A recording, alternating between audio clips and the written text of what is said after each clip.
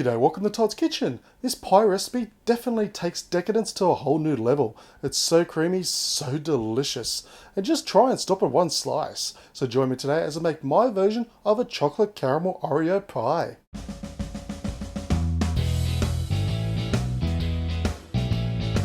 Now we're going to start this off by making a very easy but very tasty base. And I'm going to use, of course, some Oreo cookies. So for this I'm going to use 36 of them. And this is the best part because you get to let out some frustrations. Just simply get a rolling pin and smash them up as much as you can until you get to this like a small crummy stage. Now with our crushed up Oreos in a bowl, in total I've melted 1 cup of butter, but to the Oreos I'm just going to add half of that melted butter.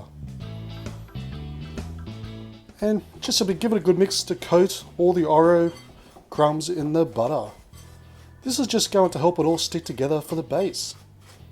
Next I just have a greased pie or quiche dish. So just place our Oreo mixture into our dish. And we're just going to flatten it out in the center and also move it up the sides. Okay, so once nice and flat, we're going to place this into the fridge while we get started on the caramel center. Now to make our caramel, I have a saucepan on the stove on a medium heat. So to that I'm going to add 2/3 of a cup of firmly packed brown sugar, followed by the other half of our cup of butter. And basically just keep on stirring it over this medium heat until all the sugar is completely dissolved and it starts to bubble. Okay, so it's just started to come up to a bubble, so we're just going to cook this over this medium heat for a further 1 minute. And after 1 minute, just simply take it straight off the heat. Okay, so it's been a minute, I've taken it off the heat, so I have a 1/4 cup of heavy cream here. So while whisking, just simply slowly pour it in as you whisk the caramel. Okay, so now we've made our caramel, we want to let this cool down for at least 15 to 20 minutes before we put it onto our base. Okay, so it's been 15 minutes, so with our base out of the fridge, just going to carefully pour on our caramel. I can tell you what, this already smells delicious. Okay, with our caramel in the center, we're going to place this into the freezer for about 40-45 minutes, but not too long because you don't want to freeze, you just want to leave it in there just long enough to set. Now for our final layer, our chocolate topping. So make sure you use some good quality dark chocolate because you've already got a quality base and a fantastic center. So into a microwave safe bowl, I've got 12 ounces or 340 grams of our dark chocolate. And to that, I'm just going to add in 1 cup of heavy cream or whipping cream. Then simply place this into the microwave for 30 seconds at a time. Give it a good stir each time until it's completely melted, well combined and nice and smooth. Okay, so I've just taken our base out of the freezer. And with our chocolate mix, I've also let it cool down for about 10 to 15 minutes. You don't want to pour it on hot, otherwise it can probably mix with the caramel. So just simply pour on our cooled down but melted chocolate ganache.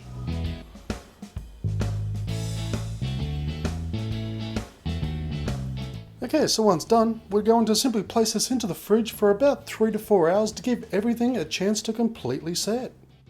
Now I've just taken our pie out of the oven and it is completely set and it looks delicious. Now as an optional extra, I'm just going to sprinkle on some coarse kosher salt. It'll really enhance the flavor, especially that caramel and chocolate. Now would you look at that gooey caramel just oozing out of that pie. You know, just by looking at it, it's going to make your mouth water. Chocolate and caramel go so well together, but when you mix in that lovely taste of Oreo cookies, it really does bring it up so much more in taste and texture. So it really is an incredibly simple pie to make, but it's going to be one of the best tasty ones you'll ever have. And the added salt on top really does make a big difference too, trust me.